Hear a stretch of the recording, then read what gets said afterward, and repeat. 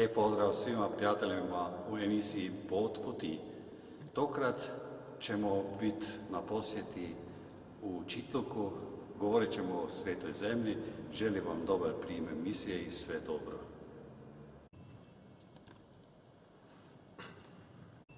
Hvala Isus i Marija.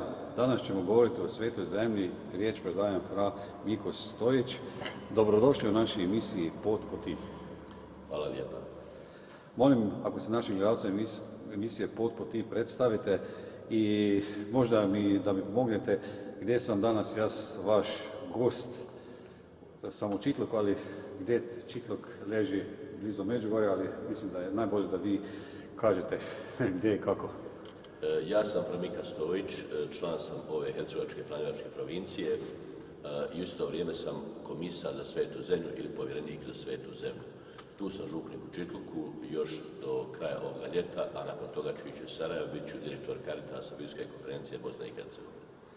Čitluk je jedna župa od otprilike 5000 vjernika, susjedna župa, poznate župe Međugorje, znači od naše crkve do crkve u Međugorju ima negdje oko 5 km, znači župa Međugorje se prostire južno od naše župe prema moru. S druge strane, do Mostara nam ima 25 km, a do Širokog brijega 30 km. To je otprilike lokalitet na kojem se sada nalazimo. Ovo je župna crkva župe Krista Kralja u Čitluku. Možete nam predstaviti hodočašće u Svetu zemlju? Za kršćane predstavlja nešto posebno. To je mjesto gdje se rodio i živio i djelovao i umro naš otkupitelj Isus Krist. Ja sam otkrio hodočašće u Svetu zemlju 2003. godine kad sam otišao jedan dan sa svojim prijateljem na jedno putovanje, zapravo hodočašće, ali bez grupe. 2003. godine u 7. mjesecu, bar smo letjeli 19.7. iz Ljubljane i sletjeli smo upravo 27. u Tel Aviv. Našli smo se na brdu Karmelu, na mjestu gdje je djelovao prorok Ilija i gdje ima veliki samostan Gospe Karmelske Stella Maris. Tako da je to bio moj prvi susret sa Svetom zemljom. Bio sam tamo 5 dana, sve sam posjetio, što se posjećuje redovito tim hodočašćim turama. Vodiči su nam bili dvojica kršćana Palestinaca, a nakon toga sam sa svojim prijateljem s kojim sam išao odlučio da i mi trebamo nešto slično organizirati, da bi ljudi s naših prostora vidjeli Svetu zemlju. Ja sam naravno prije slušao o tim hodočašćima, međutim zaista je sasvim drugačija situacija kad se tamo ode, kad se vidi u odnosu na ono što nam netko priča. I od tada smo se trudili i pokušali i 2 godine nakon moga prvog odlaska na hodočašća i evo, hvala Bogu, do 6. mjeseca ove godine ja sam organizirao 14 hodočašća u Svetu zemlju, a na njima je sudjelovalo 820 ljudi. Hoćete nam reći kako se je potrebno pripremiti na takvo hodočašće, posebno Svetu zemlju i zašto se naziva sveta? Dakle, Sveta zemlja je zato što je Isus po njoj hodio, po njoj gazio, posvetio je svojim borakom, svojim stopama, svojim hodom, svojim propovjedanjem. A kako se pripremiti? Pazite, bilo bi idealno da se čovjek pripremi, zato mi najčešće imamo ljude koji nisu tu iz našeg prostora, ne možemo se s njima naći prije hodočašća, to bilo za neke naporno i možda i skupo, jer imamo ljudi, dakle, od sjevera Bosne pa skroz tamo do Dubrovnika, čak imamo i ljude iz Crne Gore. Naime, mi redovito letimo iz Dubrovnika, a Dubrovački aerodrom je pogodan za ljude iz Dubrovačke biskupije, iz cijele Bosne i Hercegovine, zatim jedan dio ljudi od Makarske ovamo južno, a imali smo dakle i hodočasnike iz Crne Gore, bilo da su to katolici, Bokeri, Hrvati, bilo da je poneki dakle bio pravoslavni Crnogorac. Isto tako smo organizirali hodočašće za hodočasnike iz Beograda, tako da evo, pomažemo ljudima da što lakše dođu u Svetu zemlju. Naravno, treba se pripremiti, jedna izvrsna stvar ima pogledati jedan DVD o Svetoj zemlji koji je snimila naša kustodija, pročitati neku knjigu, imamo ih nekoliko na hrvatskom jeziku i naravno pripremiti se duhom, otvorenošću duha i čitajući riječ Božju. Ali evo, to su preduvjeti koji često kod ljudi nisu prisutni, ali se mi potrudimo tamo, dakle našim tumačenjima, zatim našim druženjima, posjetom tih mjesta, propovjedima, da ljudi zapravo zaista, rekli bismo, zagrizu za Svetu zemlju, da je zavole, da se u njoj lijepo osjete i da im ona bude jedan motor, dakle pokretač vjere u njihovoj budućnosti. A posebno danas važno kad su ljudi mnogo čime opterećeni, da ljudi nađu jedan način utjehe, pomoći, i hodočašće Svetu zemlju je sigurno na poseban način upravo to. Naravno i svako drugo hodočašće u tom smislu sudjeluje, ali Sveta zemlja je za mene zaista posebno. Uvijek ljudima kažem, iako sam već 14 puta bio u Svetoj zemlji, svako hodočašće je meni kao da idem prvi put. Nekako baš tako na taj način doživljavam. Kako ste vi doživjeli svoje prvo hodočašće u Svetu zemlju? Šta ste osjećali? Pa moje prvo hodočašće je bilo prije svega nepripremljeno. Moj prijatelj nam je obećavao da idemo tamo i ja mu nisam baš ni previše vjerovao.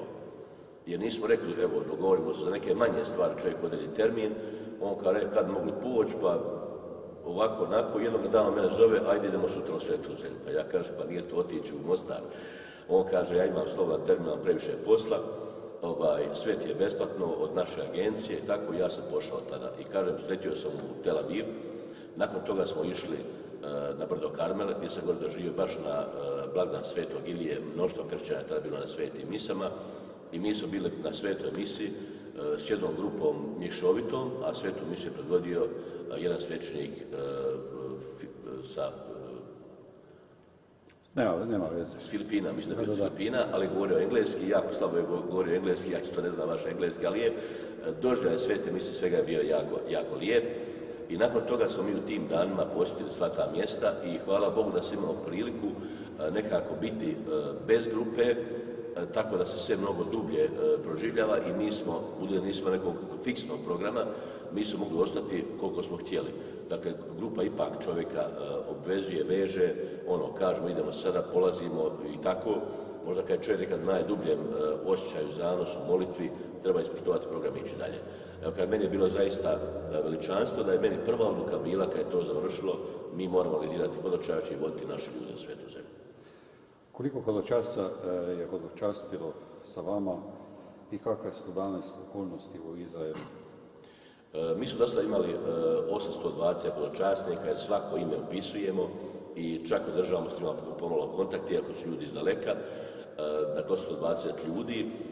Mi smo već imali nekoliko svetih misa koje smo organizirali izvan Čitluka, znači bilo je to u Vitezu, Mostaru, bit će u Sarajevu, bit će u Dubrovniku, da s tim ljudima držimo kontakt, jer vidjeli smo da se nešto lijepo ljudima dogodi i drago na nedelje bude nas svima u kontaktu. Ta hodočašća u Svetu zemlju su na neki način potaknula i druga hodočašća, tako da su mi ovamo vodili ljude i neka druga odredišta, pa je se broj hodočasnika popeo u ostala odredišta nekako 3.500 ljudi. Znači mi imamo 3.500 ljudi kod nas upisano u kompjuter, oni nisu za nas brojka, nego su žive osobe koje govore o tome da hodočašće za njih zaista mnogo znači. Evo, dakle, to bi bilo prilike što se tiče toga brojnog stanja. A kakve su okolnosti u Izraelu? Okolnosti u Izraelu, pa gledajte ovako, puno puta ljudi gledajući televiziju, čitajući novine, misle da je tamo opasno, da je teško, da su nekakvi ratovi i tako dalje. Evo, ja sam bio, dakle, 14 puta, nama se nikada ništa nije dogodilo neugodno, osim neke sitne krađe koja se dogodi, ondje ljudi upozoravamo, a to je na neki način prateći, gdje god se ljudi okupe, dakle, bilo u crkvama, na kolodvorima, u kinima, gdje ima puno ljudi, dogode se krađe. A što se tiče nesigurnosne situacije, zaista mi nikada nismo imali nikakav problem. Osjećamo, dakle, da ta zemlja živi od hodočasnika i da nas jednako lijepo primaju, dakle, i Židovi, i Palestinci, i svi oni ljudi koje putem susrećemo. Dakle, ovo posebno želim naglasiti, jer ljudi znaju često reći da je tamo nesigurno. S druge strane, kad je bio rat među Izraela i Libanona, tada mi nismo organizirali, znam da se tada ne može. Budite uvjereni dok lete avioni, znači iz Zagreba, Dubrovnika, Ljubljane, dakle destinacije koje su nama ovdje poznate, mi možemo to provjeriti. Ja zaista imam potpuno povjerenje u ljude koji to vode, da oni neće letiti tamo gdje je situacija nesigurna, gdje je nemirno i gdje bi nekome se nešto dogodilo. Koje ste krajeve posjetili ove godine i kakve su njihove karakteristike, posebnosti? Ako nam možete podrobno opisati da bi mogli steći neki utisak naših gledalca emisije Pod puti, kakvi su ljudi pokrajine Genezareško jezero, Kafarnam, Jeriha, Nazaret, Galilea, Betlehem, pa me molim dopunite. Ovako, u svim ovim godinama posjetili smo sve ono što je vezano uz život Isusa Krista. Naime, imamo hodočasnički put od 7 dana i to je nekako taman dovoljno da se uz dosta jak ritam posjete ona mjesta koja su vezana u život Isusa Krista. Znači ovdje ne spominjemo Stari Zavjet, osim što spominjemo dakle, brdo Karmel i proroka Iliju. 7 dana je zaista potrebno da se može dakle, posjetiti ovo što stoji na programu. Mi otprilike napravimo ovakav raspored. Idemo najprije od Galileje, pođemo od Nazareta, od navještenja. Znači tu je počelo, anđeo dolazi blaženo djevici Mariji, nakon Galileje mi obilazimo, nakon zapravo Nazareta obilazimo ostala mjesta po Galileji, uvijek imamo obnovu bračnih zavjeta za bračne drugove u Kani Galilejskoj, isto tako imamo uvijek i obnovu krstnih zavjeta za sve hodočasnike u mjestu Jardenit na rijeci Jordanu. Nakon obilaska Galileje otprilike 3 dana su potrebna, mi idemo južno, idemo u Galileju, idemo u Jeruzalem. Što se tiče kraja ovog Galileje, toga jezera, to je zaista jedan fenomen prirodni koji svatko može doživjeti. Dakle, naokolo je pustinja, pustoš, to jezero je slatko, ima u sebi puno života, puno riba, ima vode, naokolo ptice pjevaju, grade se naselja, židovska država Izrael korištava vodu iz toga jezera za natapanje, za pitku vodu. Jednostavno se osjeti da je to jezero i dan danas jedan izvor života svoje okolici, a ne samo da je bio u Isusovo vrijeme.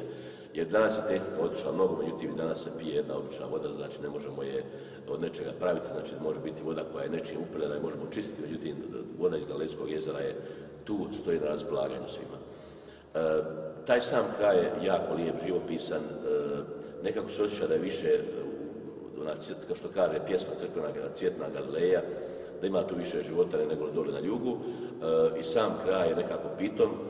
Ljude koji smo upoznaju ih ovako preko hodočašća, preko naših ručkova, tamo kretanja, međutim ne poznaju baš puno, ali osjećamo kako su ljudi gostoljubivi, kako nas sada primaju, žele popričati s nama, ljudi se ne ustočavaju, dakle, ako mi ne znamo jezika, oni često taj engleski svoj govore ga, tako da uglavnom osjeti se jedna dobra volja da se prima ljude hodočasnike. Nakon toga idemo na jug, posjećujemo Jeruzalem i ono što je vezano Jeruzalem uz Isusov život, tu nam opet treba jedno 4 dana, s tim da napravimo jedan izlet na Mrtvo more, da ljudi taj prirodni fenomen upoznaju, Jeruzalem i njegova okolica. U Jeruzalemu se osjeća jedna raznolikost, šarolikost naroda i svega. Ne bih rekao da osjeća neka napetost, nego više jednostavno čovjek vidi ondje gdje vidi džamiju, gdje vidi katoličku crkvu, gdje vidi židovske znakove, nekako osjeća tu jednu šarolikost koja je kroz povijest puno puta nažalost bila negativna. Ljudi nisu uspjeli napraviti jedan suživot, nego su zapravo stalno ratovalo i Jeruzalem je upravo jedno takvo mjesto za koje se vodili mnogi ratovi. Jedna židovska rabinska mudrosna izreka kaže da je Bog stvorio 10 cjelina ljepote na svijetu i od njih je 9 dao Jeruzalemu, a jednu tu cjelinu ili količinu ljepote dao je cijelom svijetu ostalome, ali isto tako kada Bog je stvorio 10 cjelina ili tih količina patnje, 9 je dao Jeruzalemu, a jednu ostalome svijetu. Znači mjesto koje trpi i vjeruje da ima malo više dobre volje, da bi bilo sretnije tu živjeti i da bi se ljudi koji tu žive osjećali ljepše. Nama kao hodočasnicima nije problem, neke stvari su nama tu čak interesantne i tako, međutim sami prostor Jeruzalema je mjesto gdje se lila krv kroz stoljeća, a i dan danas, nažalost, tu nema onoga jednoga trajnog mira. Mi ne osjećamo tu uopće te probleme kad prolazimo, ali sigurno znamo dakle, kakva je tu situacija, što se sve događa. Bilo bi nam drago da Jeruzalem bude u istinu, kako kaže njegovo izvorno ime, Urušalaim, znači mjesto mira, i zato se uvijek kao hodočasnici molimo da se to zaista i dogodi. Iz Jeruzalema još vodi u duljinu centrom tlakovan put po kojem je kao sin čovječji hodao Isus u svojim učenicima. Šta se zbiva u glavi hodočasnika kad pomisle na tako nešto? Pa gledajte, svaki hodočasnik hoda nekako običajno tim stazama, dok se ne kaže, evo baš je ovdje prošao Isus. Evo, recimo tu smo, kad smo spomenuli dolnu Cedron, s jedne strane je grad Jeruzalem, s druge je Maslinska gora, onda kažemo, mi smo došli do Maslina, došli do Maslinskog vrta, došli smo do mjesta, do lokacije gdje je Isus plakao nad gradom Jeruzalemom, evo došli smo do crkve gdje je Isus svoj učenika molio Oče naš, i naravno da ta vijest, kad se ljudima kaže, ta spoznaja stvara jedno posebno raspoloženje. Čovjek osjeća u sebi jednu čast, a s druge strane jednu pozitivnu jezu, nekako je li moguće da sam ja tu, je li moguće da sam došao na mjesto kojim je hodao Isus, jer Isus je živio prije 2000 godina, mi ga imamo dakle, priliku susresti u svetoj misi, u njegovoj riječi, u svetoj pričesti, u sakramentima. Međutim, kad ovako imamo priliku, bar biti na tim mjestima, stvara se jedan poseban drugačiji dojam.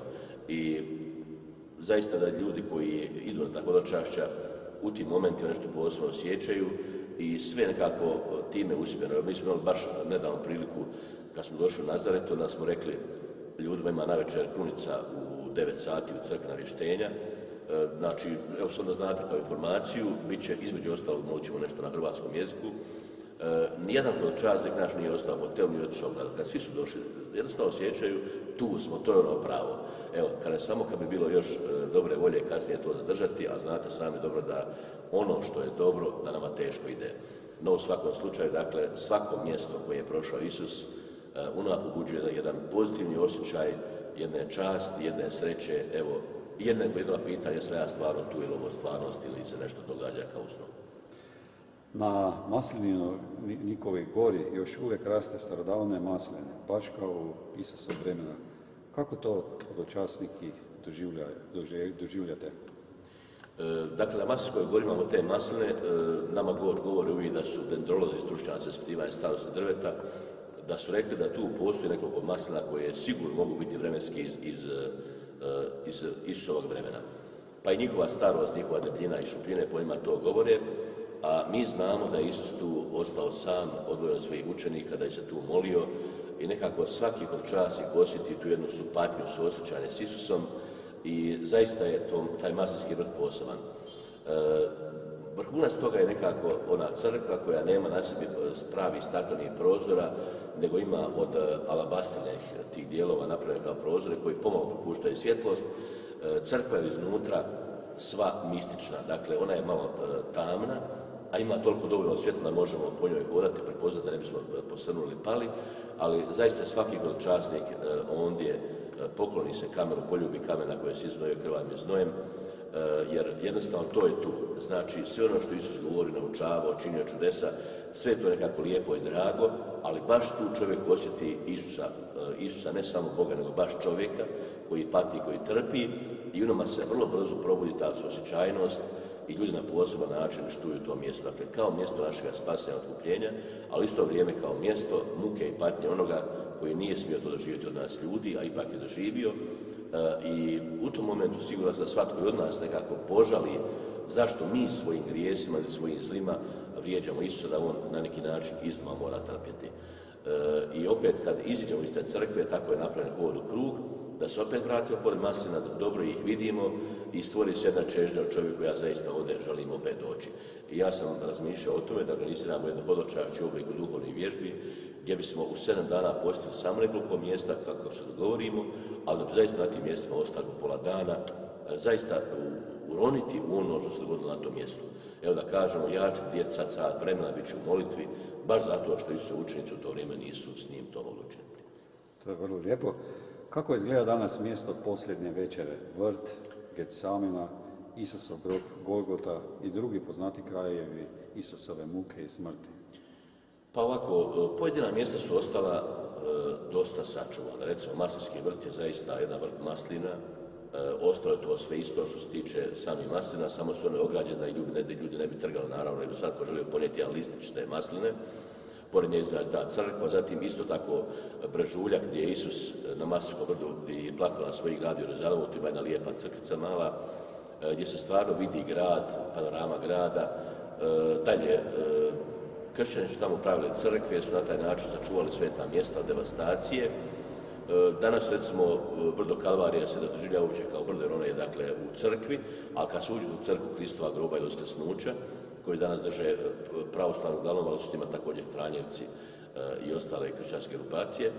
Dakle, kad se ide baš na Kalvariju, treba se popeti u stepenice koje su namjerno napravljene strme i teške, da se osjeti da je ipak Kalvarija jedno brdo i da se čovjek preko tih uskih stepenica penje, da doživi dio muke Kristove ili da se baš tu gore odvoje. Recimo, dole ljudi znaju da morate pričati, ali gore na Kalvariji jednostavno kada to čovjeku ne smeta, osjeti, dakle, jedan poziv za dublju molitvu. Što se tiče mjesta posljednje večere, to je mjesto danas na neki način potpuno građansko, civilno, znači nema unutra vjerskih obreda, nekad je bilo pretvoreno u džamiju i država izravno dopušta nikome da ne bi bilo svađa, da se tu obavljaju vjerski obredi, no mi kad dođemo tamo uvijek, naravno, to se pomolimo, zapevamo pjesmu, čitamo jedan dio evanđelja, a znali su nam reći da se ponekad događalo da država dopusti da tu ima i svetu misu, recimo kardinal Vinko Puljić nam je baš rekao da je ovo jednom imao priliku da na tom mjestu zajedno s drugim kardinalom biskupom slavi svetu misu i naravno da je to jedan poseban doživljaj, a za nas je u svakom slučaju tužno. Zašto država ne bi dopustila nama da mi možemo tu imati svetu misu kada je to već mjesto postojne večere? Mislim da se ne bi niko tu trebao ljutiti, kao što recimo muslimani dozvole da na mjestu Isusovu Zašašća, tamo gdje je danas kapela ili džamija, dakle da frati jednom godišnje imaju svetu misu za Zašašće, baš na tom mjestu koje je danas u posjedu muslimana, ali ipak uz dogovor da se učiniti. Međutim, nekada fali ta dobra volja da i nama bude mnogo ljepše i bolje i da taj doživljaj još više upotpunimo.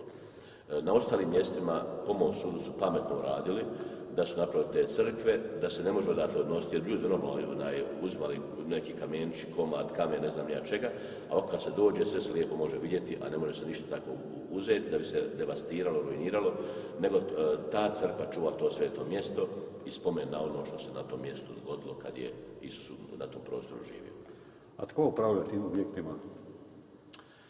Pa u biti sve važnije objekte drži Grčka pravoslavna crkva, jer oni su imali tu pristup na cijelu povijest. Za vrijeme Turske imperije oni su bili njihovi podanici i bili su na neki način državljani te države i oni danas upravljaju time. Međutim, na tim mjestima uvijek, dakle, katoličku crkvu predstavljaju Franjevci i Franjevci imaju također jedan dio svoga tu unutra, zapravo onoga što pripada katolicima. Evo recimo, ako pođemo od Betlehema, od crkve Isusova rođenja, u samoj špilji dolje, dakle, Franjevci su uvijek prisutni i svaki dan Franjevci naprave procesiju iz crkve Svete Katarine svoga samostana kroz špilju rođenja. I onda dok Franjevci imaju procesiju, drugi hodočasnici čekaju, to je takav dogovor, tako da smo mi čekali recimo Armenci ako imaju svoju liturgiju. U svakom slučaju, dakle, Franjevci su uspjeli, dakle, zahvaljujući toj dugostojetnoj prisutnosti, duhu Svetoga Franje, duhu mira i pomirenja, nekako ući u posjeti mjesta. Franjevci drže jako puno mjesta tamo u Svetoj zemlji, a kad na poseban način crkva Isusova rođenja i crkva Isusova groba je tu i zajedno sa tim grčko-pravoslavnima surađuju. Evo recimo pogotovo kad je pitanje crkva Kristova groba, dakle tu crkvu i dan danas vodi jedna begovska obitelj još turskih vremena i kad se nešto događa uvijek je prisutan, dakle, i Franjevac i pravoslavni taj beg ili predstavnik begovske obitelji, kad se crkva ujutro otvara, kad se navečer zatvara. Dalje, na samom Kristovom grobu mi smo imali priliku slaviti svetu misu, bila je mala grupa, s nama je bio uzoriti kardinal Vinko Puljić iz Sarajeva, da je prevodio svetu misu u rujnu mjesecu prošle godine i mi smo, dakle, baš na Kristovom grobu imali priliku slaviti svetu misu. Znači, to se ne može kad se hoće, nego uvijek postoje dogovori prije, tako uz lijepu koordinaciju i toliko se to nositi da je to mjesto koje je tako podijeljeno, tužno podijeljeno, nego da svatko od nas ima tu pristup, ima svoj dio. Da li je crkva koja je podignuta na mjesto Isusova raspeća u Jeruzalemu podeljena među različne kršćanske vjeroispovedi? Možete nam o tome nešto reći? Pa evo, to sam već malo napomenuo, dakle, crkva Isusova groba ili uskrsnuće, zapravo raspeća, znači, u toj crkvi su se, dakle, dogodile, znači, zadnji trenuci Isusova života, znači njegovo raspinjanje, njegova smrt i njegovo uskrsnuće. Dakle, tu su glavni gospodari Grčka pravoslavna crkva. Redovito gore na tom mjestu, znači, stoje grčko-pravoslavni monasi, ali mi ne ulazimo, tu se molimo i evo, izjutra rano na tom prostoru ima jedan mali prostor za katolike, dakle, može se imati ujutro sveta misa i to je redovito zauzet termin, naravno da svi žele imati svetu misu na tom prostoru. Dakle, isto tako sami Kristov grob, znači ima i Franjevci koji tu imaju svaki dan 4 sata procesiju, gdje dođu do toga groba iz svoga samostana, jednostavno se pokaže da vidi mi smo tu, to je isto naše i mi smo dio toga. Prema tome, baš zahvaljujući Franjevcima kojih ima tamo u Svetoj zemlji negdje oko 200, skoro 370 od 300, dakle ta sveta mjesta održavaju i mi katolici imamo na njih pristup svaki dan, ne u svakom trenutku, jer naravno poštivamo i druge kad imaju svoje termine, ali evo, dakle, mi redovito imamo uvijek jednu svetu misu u jednom od kapela crkve Kristova groba koji drže Franjevci. Franjevci imaju veliku ulogu. Pri tome, kad su Franjevci u historiji stigli u Svetu zemlju? Dakle, Sveti Franjo je stigao u Svetu zemlju, on je tamo bio zahvaljujući njegovom razgovoru sa sultanom. Sultan je kasnije dopustio da Franjevci mogu biti prisutni u Svetoj zemlji. Kasnije Sveta stolica, baš Franjevci, dopustila brigu o Svetoj zemlji i oni su polako kroz stoljeća svojom prisutnošću, svojim djelovanjem nekako uspjeli očuvati tu katoličku prisutnost na tim prostorima, iako je na tim prostorima bilo jako malo katolika. Recimo, važno je spomenuti baš Franjevce iz Bosne i Hercegovine, provincije Bosne i Hercegovine, koji su bili podani iz Turskog carstva i prema tadašnjem zakonu mogli su kupovati zemlju od građana drugih koji su pripadali Otomanskoj imperiji i zahvaljujući tome neka su mjesta Franjevci kupili, tako da mi uvijek s ponosom kažu recimo da i Maslinski vrt, tu zato što su bosanski Franjevci ga otkupili od tih vlasnika, a tu su pomogli braća Brankovići koji su bili katolici iz Bosne, trgovci koji su davali novac naravno uz ostale dobrotvorine koji su tu bili. Također, na drugim mjestima jednostavno Franjevci neumorno bdiju i čuvaju ta mjesta za kršćansko bogoslužje i evo gdje god dođemo, od recimo 30 lokaliteta koje mi posjetimo tijekom naše ture kroz Izrael, 26 mjesta drže Franjevci, a ostala mjesta drže nešto Benediktinci, Bijeli oci, i evo, to je to. Znači, jednostavno, toliko su Franjevci prisutni i u svijesti u glavama Arapa, oni zovu Franjevca Abuna, znači oče, i oni znaju što je, ovo dijelo Franjevačkih habita, dijelo Svetoga Franje, dok recimo jednom se dogodila smiješna zgoda kad je jedan arapski policajac jednog biskupa premjestio u proces i dao je to mjesto Franjevcu jer smatrao da Franjevac je malo zakinut, jer on uopće ne zna što znači biskup, ali zna što znači Franjevac, evo zahvaljujući toj dugogodišnjoj prisutnosti Franjevaca na tim prostorima. I danas kad dođemo tamo, meni je drago da vidim da ima Franjevaca iz raznih zemalja, ima nekoliko Hrvata, ima nekoliko studenata koji tamo studiraju Hrvati, pa će neki od njih i ostati kasnije tu. I evo, hvala Bogu da svaki Franjevac cijeloga svijeta, ako hoće, može naći tamo mjesto, prostor, samo trebao bi znati talijanski jezik zbog zajednice i engleski zbog komunikacije s ljudima vanja, zapravo najbitnije talijanski, da može služiti na tim mjestima. I kod nas je nekako jedno nepisano pravilo, kad bi ja izrazio želju da kare provincijal, da želim ići u Svetu zemlju, da zapravo provincijal mora to dopustiti, jer to je Sveta zemlja je briga svih Franjevaca, cijeloga svijeta i nas uvijek potiču da bismo mi u sebi probudili želju da jednoga dana služimo u Svetoj zemlji. Pa evo, ako bude i to trebalo, ja sam i za to spreman. Ja mislim da smo kroz to emisiju i nadušila još kojeg gledalca, ali ćemo još nešto kazati. Kako se stanovnici Jeruzalema ponašaju prema katoličkim hodočasnicima? Dakle, ja sam već napomenuo da su ti ljudi svjesni, da oni žive od hodočašća. Znači, mnoštvo trgovinica koje prodaju od običnog pića, sokova do suvenira, to su ti stanovnici tu koji to proizvode, od toga žive i normalno da je njima stalo da hodočasnica bude tu dobro i lijepo. Recimo, mi osjetimo s njima kad nešto želimo kupiti, da se oni s nama pogađaju, cjenkaju i tako dalje, ali ovako generalno gledano, mislim da možemo reći da su dojmovi sa svega toga pozitivni. Ljudi znaju da smo mi kršćani, katolici, oni su i muslimani, su neke druge, ne znam što su, ali tu se ne osjeća taj problem da svak drži svoje, a zapravo nikoga ni u čemu ne ometa.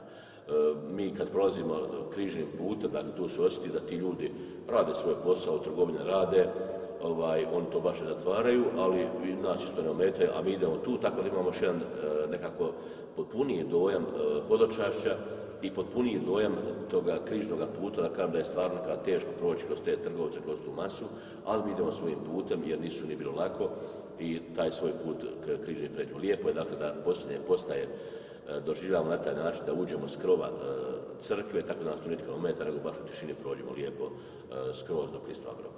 Sada bih vam postavio jedno pitanje koje su mi slali moji gledalci emisije Put puti. Isto tako vas ljudi poznaju, zato su me i naši gledalci prepeljali ovamo i vas vrlo volio. Što je to, ali to isti franjevački duh da vas ljudi zavole ili ne znam kako da se izrazi? Pa gledajte, na to pitanje malo ne znam odgovoriti, da ne ispadne sada mi sami sebe hvalimo, ali evo, nekako životna praksa pokazuje da su Franjevci, pogotovo kad na ovim prostorima, znali ostati s narodom u teška vremena, u turska vremena, da recimo evo sad, pogotovo u Bosni, dakle gdje su samostalni bili odcani za vrijeme Turaka, jer Turci nisu da dopustili na samostalno Hercegovinu u to vrijeme, da su Franjevci hodali u civilnom dijelima, oblačili se potpuno kao svi drugi ljudi i onda su ih oni prozvali ujaci. Zašto? U to vrijeme je bilo osobnih dokumenata i kada bi došla neka turska patrola, vidjela nepoznatu osobu, pitat ko je ovaj čovjek tu među vama, se kaže pa to je naš ujak koji je došao tamo negdje iz 5. sela i na taj način se završila sva priča o tom provjeravanju, a onda su dakle Franjevci prozvali ujaci. Dakle, jednostavno se osjeti da najveći dio Franjevaca kako nađe taj jedan lijepi zajednički jezik s ljudima, tako da ljudi osjeti da mi za njih živimo i onda se i oni nama približe. Evo kažem, na poseban način je to i Sveta Stolica priznala kad je dala, zahvaljujući zaslugama Svetog Franjegovog načinu života, da upravo Franjevci predstavljaju katoličku crkvu u svetoj zemlji i da je, recimo, naš kustos, dakle koji je predstavlja tamo, koji je glavni šef svih vratara kao provincijal svete zemlje, da on zapravo ima i diplomatski status i da ga priznaju, dakle, i civilne, građanske i, dakle, i vjerske vođe. Pa evo, hvala Bogu da je tako. Sada treba da postavim pitanje gledalca. Danas na tlu Jeruzalema žive ljudi različitih vjeroispovedi. Koje vjeroispovedi i zašto je za sve njihovo mjesto Jeruzalem svijeto mjesto? Pa ovako, dakle, Stari Zavjet, naravno priznaju Židovi, on ne priznaje Novi Zavjet, a Islam prizna mnoge likove Staroga Zavjeta i naravno, dakle, sve što je sveto za Židove, da je sveto i za njih. Meni to također iznenadilo, ja sam prije očekivao da će muslimani na neki način prezirati ono što je sveto za Židove, međutim, oni smatraju sebe tradicijom abrahamonskom, vjerom jednoga Boga i jednostavno to se poštuju. Znači, naravno da se u Bibliji spominje, da se u Kuranu spominje i Blažena Djevica Marija kao majka proroka Isusa i on Isusa priznaje kao proroka, dakle ne kao Mesiju, kao Boga, ali kao jednoga od proroka i oni to tako poštivaju. Kasnije neke povijesne nature su učinile da se pomalo od toga napravi jedan otklon, međutim Jeruzalem je sveti grad za sve njih, jer ako je za Židova Jeruzalem svet zbog biblijskih likova, također i za muslimane. Jer, recimo, evo, na primjer, u Hebronu, koji je daleko od Jeruzalema, tamo se nalazi grob patrijarha, oni su to smatrali, dakle, mi smo tradicija Abrahama koji je vjerovao jednoga Boga i to je jednostavno naša tradicija. I oni jesu nastali kasnije, dakle, u 7. stoljeću, međutim, zasade Biblije su prenešene u Kuran, jer kad čovjek čita Bibliju, naići tamo na određene priče, te iste priče su transponirane i događaji u Kuran, samo sa drugim imenima, gdje se Mojsije zove Musa, gdje je Aron je Harun, gdje je Mirjam, Mojsija sestra Merima i tako dalje. Ali evo, recimo, čitate, na primjer, događaj kad je došao Musa pred Firauna, znači Mojsije pred Faraona, čitate događaje iste koji se nalaze u Bibliji. Zato je, dakle, Jeruzalem je baš iz toga razloga sveto mjesto i za njih, jer je Jeruzalem simbol vjere u jednoga Boga, što naravno poštivaju, dakle, i kršćani i muslimani i Židovi. Koliko katoličana otprilike danas živi u Jeruzalemu? Dakle, kad pitate ljude, na to pitanje se teško dobije odgovor, jer puno puta oni ne znaju prave podatke, a drugo, tu postoji mnoštvo kršćanskih grupa. Znači, mi susrećemo tamo katolike latinskog obreda, zatim katolike melkitskog obreda, bizanskog obreda, zatim ima jedan dio Armenaca katolika. Znači, svi oni koji postoje tu kao pravoslavci u većim grupama postoje kao katolici ili katolici u manjim grupama. Tako da na to pitanje ja zaista ne mogu dati odgovor. Recimo, evo, primamo isto podatak da u Izraelu živi negdje, niko ne kaže koliko, da postoje, dakle, katolici koji su Židovi. Znači, njihov broj se ne daje nigdje u javnost, ali ja sam našao, dakle, u direktoriju Svete zemlje, znači knjiga koja sadržava sve adrese crkvenih ustanova, bilo koje katoličke, dakle, denominacije, da će postoje jednostavno imena tamo neki 4-5 svećenika koji rade sa Židovima koji su kršćani katolici. Pa imamo jednu zajednicu, recimo tu, imamo dole u Berševi u pustinji, na drugim mjestima, to su uglavnom strani svećenici i oni se održavaju kontakte. A ove druge crkve imaju svoje svećenike, svojih naroda, tako da recimo imamo na primjer veliku ogromnu župu koja je vezana u samostan, naš glavni samostan Svetoga Spasitelja gdje stoluje naš kustos. Dakle, tu župu vode Franjevci, redovito je tu župnik Palestinac i na palestinskom jeziku, na arapskom jeziku se odvija bogoslužje, tamo drže također škole, u tim školama idu naravno muslimani, ali kad što se tiče točnog broja ne možemo reći, međutim negdje se računa da u cijeloj svetoj zemlji ima otprilike oko 250.000 kršćana svih vrsta.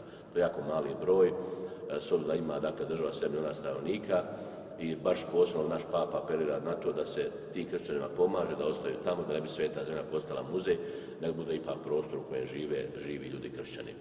Mi na ovim svojim hodočašćim turama te ljude susrećemo, recimo, mi uvijek organiziramo ručak u restoranu Kaza Nova, dakle koji vode Franjevci, a u njima redovito rade kao kuhari, kao konobari, kao spremači, rade kršćani Arapi, tako da se s njima susretnemo, upoznamo se, pa nekad pitamo kako je njima ime, pa nas malo iznenadi, recimo ako čovjek ima ime koje nama izgleda kao muslimansko ime, međutim to nije muslimansko ime, nego ime zapravo narodno, koje se onda na naš jezik može prevesti. Recimo, ja sam jednom baš pitao na čovjeka, zove se Fadil, a Fadil znači čestit, karakteran, pošten, tako da jednom sam pričao sa jednom gospodinom koja poznaje dobro taj arapski svijet, islamski, kaže da je samo nekoliko imena koja su striktno, dakle, muslimanska imena, a sva su ostala imena narodna, recimo Muhammed, Abdullah, ne znam koje još ime, a sva ostala imena su jednostavno, kao što kod nas možete reći, naprijed da se netko zove Ljubica.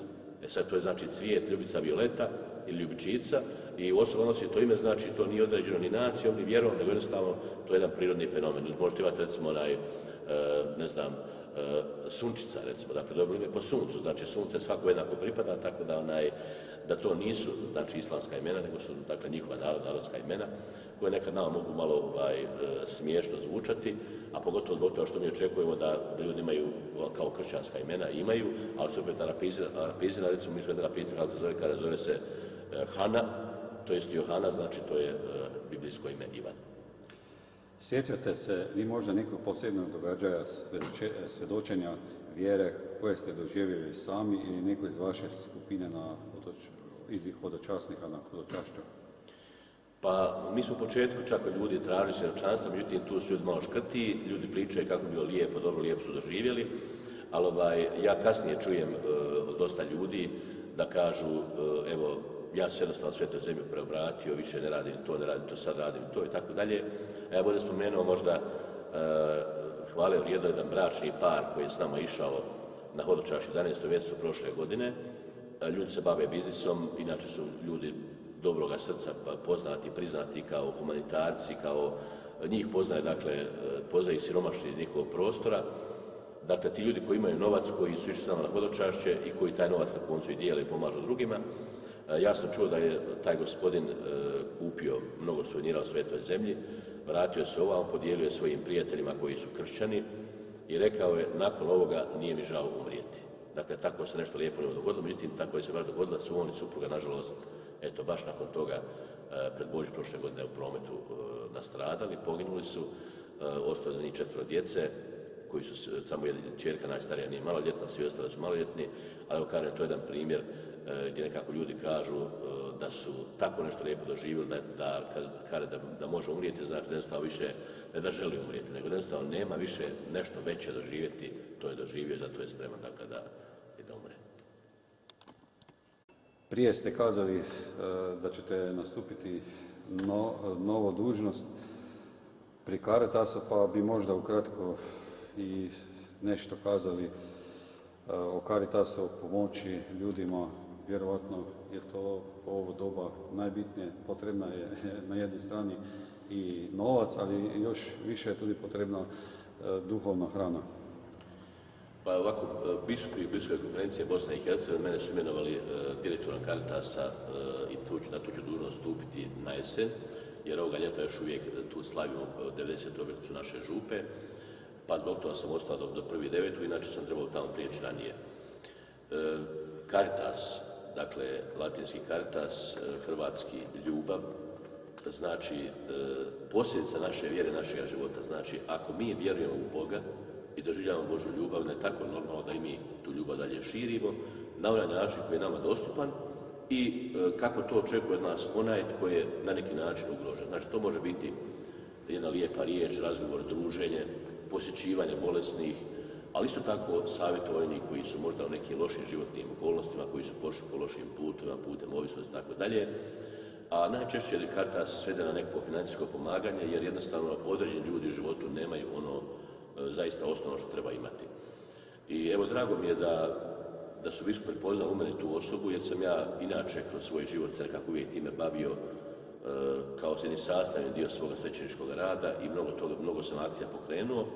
I evo, nastavit ću dakle taj posao raditi, a isto ću tako raditi, dakle i dalje organizirati ova hodočašća i uvijek hodočasnicima govorim da u životu trebaju pogledati na ljude oko sebe i uraditi nešto za njih što mogu raditi. Recimo, kad smo išli na hodočašće Lourdes, onda sam rekao ljudima kad sam vidjeli kuću gdje je Bernardica živjela u toj bijedi, siromaštvu, onda kad radimo ovako napraviti jednu malu gestu koja nas košta puno, ali će značiti puno osobi koje dođemo, ajmo kupiti neku sitnicu, neku medaljicu, neku slicu, neku uspomenu i ponijeti onoj osobi koja to od nas ne očekuje. Znači, sad normalno, ako sam ja otišao u svetu zemlju, ako sam otišao na hodočašće neko drugo mjesto, moji prijatelji očekuju od mene da ću donijeti neku krunicu, neku sličicu i tako dalje, neku uspomenu, suvenir, ali ljudi koji su bolesnici, patnici, koji nam nisu ništa u rodu, to od nas ne očekuju. I kad mi to njima donesemo, to će biti zaista jedan veliki lijepi dar.